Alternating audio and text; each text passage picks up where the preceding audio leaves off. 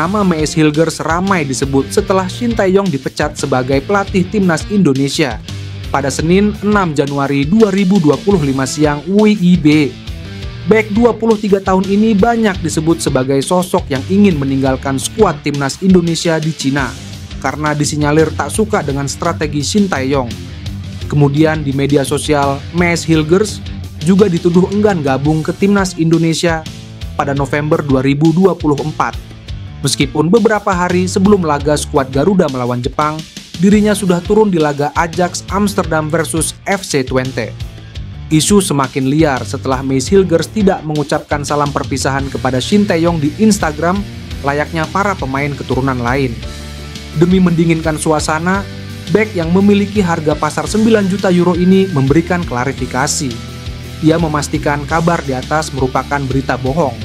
Saya juga membantah berita negatif, kebencian dan bohong terkait pemecatan pelatih dan kenapa saya tidak hadir. Semoga di tahun 2025 ini Anda dan keluarga bisa semakin sukses, kata Mees Hilgers. Jika tidak mengalami cedera, Mees Hilgers diyakini akan diandalkan pelatih anyar timnas Indonesia, Patrick Kluivert, untuk menghadapi Australia dan Bahrain di lanjutan matchday 7 dan 8 grup C kualifikasi Piala Dunia 2026 zona Asia. Kehadiran Mees Hilgers dibutuhkan untuk membantu timnas Indonesia menyapu bersih 2 laga di atas. Jika bisa menang atas Australia dan Bahrain, timnas Indonesia semakin dekat dengan pintu masuk Piala Dunia 2026. Pelatih anyar timnas Indonesia, Patrick Kluivert, memuji peran besar Shin Tae-yong yang membuat tim Garuda mempunyai peluang untuk lolos ke Piala Dunia 2026. Kluivert resmi diumumkan sebagai pelatih timnas Indonesia menggantikan Shin Tae-yong Rabu 8 Januari 2025. Legenda timnas Belanda itu dikontrak selama 2 tahun hingga 2027 dengan opsi perpanjangan hingga 2029. Dalam wawancaranya dengan media Belanda The Telegraph, Kluivert mengaku sangat antusias menjadi pelatih timnas Indonesia. Apalagi saat ini, tim Garuda mempunyai peluang untuk lolos ke Piala Dunia 2026. Kluivert lantas memuji STA yang mampu membawa Indonesia punya peluang lolos ke Piala Dunia. Berkat pelatih sebelumnya, Shin Tae-yong, kami juga punya peluang untuk lolos ke Piala Dunia di Amerika Serikat, Meksiko, dan Kanada, kata Kluivert. Kluivert pun yakin dengan pengalaman yang dimilikinya, ia bisa membawa timnas Indonesia meraih hasil yang ditargetkan. Lebih lanjut, pelatih berusia 48 tahun itu juga menegaskan tidak akan ada kendala bahasa karena banyak pemain berdarah Belanda serta mayoritas bisa memahami bahasa Inggris. Pada persaingan grup C kualifikasi Piala Dunia 2026 yang sangat ketat, Jepang yang memimpin klasemen dengan 16 poin hampir pasti lolos ke putaran final Piala Dunia. Sementara timnas Indonesia saat ini berada di posisi yang sama dengan Arab Saudi, Bahrain, dan Cina dengan 6 poin, hanya 1 poin di belakang Australia yang berada di posisi kedua.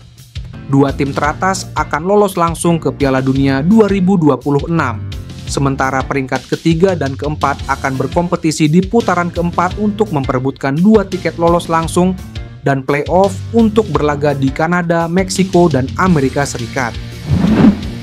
Perkataan media curacao soal Patrick Kluivert bikin timnas Indonesia jadi daya tarik pemain keturunan berkualitas. Apakah itu artinya Ian Maatsen mau bergabung? Ya, Kluivert memang pernah menangani timnas curacao pada 5 Maret 2015 hingga 30 Juni 2016 dan 14 Mei sampai 31 Oktober 2021. Hal itu membuat penggemar sepak bola Indonesia penasaran seperti apa kinerja sang calon juru taktik. Mereka ramai-ramai bertanya kepada akun X Curacao mengenai Kluivert. Tidak disangka jawabannya sungguh mengejutkan. Dalam hal perekrutan pemain, dia bagus. Para pemain yang bergabung dengan kami pada 2015 mau bergabung karena dia pelatihnya. Cuit akun tersebut. Cuitan itu seakan menjadi kabar baik. Sebab para pemain berkualitas yang saat ini sulit dibujuk seperti Maatsen bisa saja mau bergabung. Statusnya sebagai legenda sepak bola tentu cukup menggoda. Curaçao sama seperti Indonesia, yakni banyak menggunakan pemain diaspora dari Belanda. Kesamaan itu pula yang membuat warganet sempat memandang dengan positif. Akan tetapi, cuitan berikutnya justru menjadi kabar buruk. Sebab, para pemain itu malah tidak paham dengan taktik yang diinginkan Kluivert, alias sang pelatih tidak bisa mengeluarkan potensinya. Media Malaysia ikut bereaksi terhadap kabar keputusan PSSI untuk memecat Shin Tae-yong dari kursi pelatih timnas Indonesia. Mereka membeber sederet prestasi STY selama menukangi pasukan Garuda. Kepastian berakhirnya era Shin Tae-yong di timnas Indonesia diumumkan langsung oleh Ketua Umum PSSI, Erick Thohir, dalam konferensi pers di Jakarta Senin siang WIB. Beberapa media lokal tetangga Malaysia, mulai dari Stadium Astro hingga Makan Bola, memberikan sorotan mengenai pelengseran mantan pelatih timnas Korea Selatan itu. Berdasarkan keterangan PSSI, keputusan itu diambil berdasarkan pertimbangan dan penilaian terhadap tingkat performa jangka panjang seluruh level skuad, mulai dari tim utama hingga skuad muda, tulis Stadium Astro. Stadium Astro juga memaparkan, selama membesut timnas Indonesia pada periode 2019 sampai 2025, Shin Tae-yong sukses memberikan beberapa prestasi membanggakan.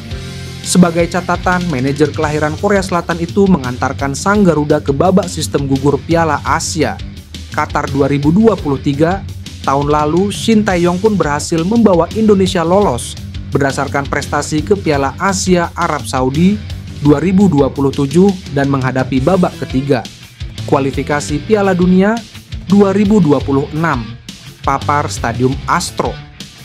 Sebagai catatan, Shin Tae-yong ditunjuk memimpin Indonesia mulai 8 Januari 2020 dan pernah mengantarkan sang Garuda ke babak sistem gugur Piala Asia terakhir. Selain itu, media Curaçao membuat testimoni soal calon pelatih timnas Indonesia, Patrick Kluivert. Penilaian ini berdasarkan pengalaman ketika Patrick Kluivert menangani timnas Curaçao pada 2015 sampai 2016 dan 2021. Mereka menyebut Patrick Kluivert sebagai pelatih yang miskin taktik. Juru taktik 48 tahun itu seakan membiarkan para pemainnya bermain sesuai keinginan para personelnya, alias tanpa taktik yang jelas. Taktiknya buruk sekali. Selama pertandingan, para pemain tampak kebingungan. Kami hanya menang tipis menghadapi negara-negara kepulauan yang dihuni pemain semi-profesional. Taktik Kluivert adalah silakan bermain dan melakukan sesuatu. Seluruh pemain kami merupakan pemain yang lahir dan besar di Belanda. Bahkan mereka tidak tahu apa yang harus dilakukan di bawah asuhan Kluivert, tulis @Curaçao Football satu saat ditanya kualitas Patrick Kluivert sebagai pelatih. Patrick Kluivert memang memiliki catatan mentereng sebagai pemain, namun tidak ketika menjabat di posisi pelatih. Sebagai pelatih, ia berkesempatan menjadi asisten pelatih bersama timnas Belanda, Brisbane Roar, dan timnas Kamerun. Selain itu, Patrick Kluivert pernah menjadi pelatih khusus penyerang di berbagai klub seperti AZ Alkmaar dan NEC Nijmegen. Jabatan pelatih kepala hanya diemban Patrick Kluivert sewaktu membesut Jong Twente, Ajax Amsterdam U19, timnas Curaçao dan klub asal Turki Adana Demirspor. Memimpin Adana Demirspor dalam 20 pertandingan, Patrick Kluivert hanya menghadirkan 8 menang, 6 imbang dan 6 kalah. Sementara di periode pertama melatih Curaçao, Patrick Kluivert menghasilkan 3 menang, 2 imbang dan 3 kalah dari 8 pertandingan.